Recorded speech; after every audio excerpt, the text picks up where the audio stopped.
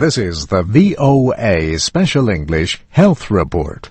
For medical students, real experience begins not in a classroom, but at a teaching hospital. These doctors in training are supervised, but sometimes accidents happen and the students get injured. For example, they might stick themselves with a needle while treating patients.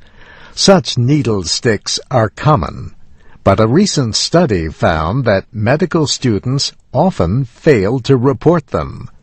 Failing to report an injury like this can be dangerous if a patient or a medical worker has an infectious disease.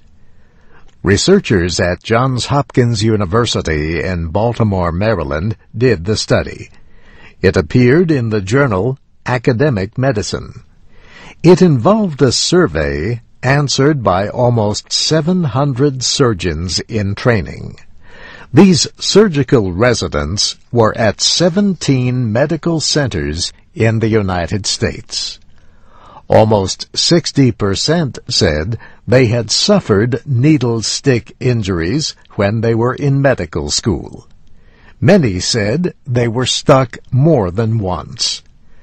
Yet, nearly half of those whose most recent incident happened in school did not report it to an employee health office. If they had, they would have been tested to see if they needed treatment to prevent an infection like HIV or hepatitis.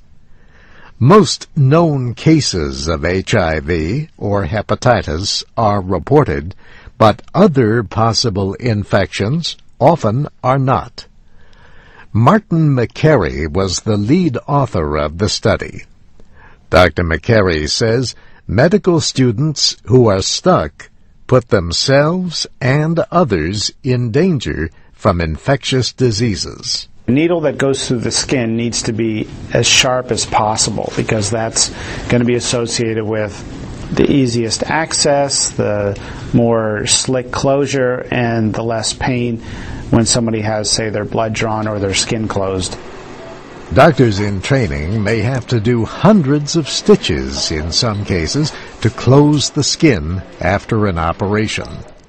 Dr. McCary told VOA's Melinda Smith that he supports using blunt-tip needles, which are considered safer. This needle is still sharp enough to penetrate through body tissue, but it does have a blunt tip so that if it accidentally goes into my finger, it's much less likely to perforate.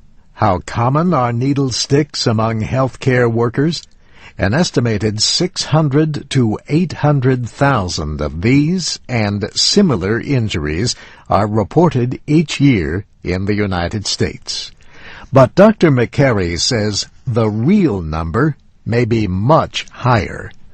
The study advises doctors to protect their hands by wearing 2 sets of gloves.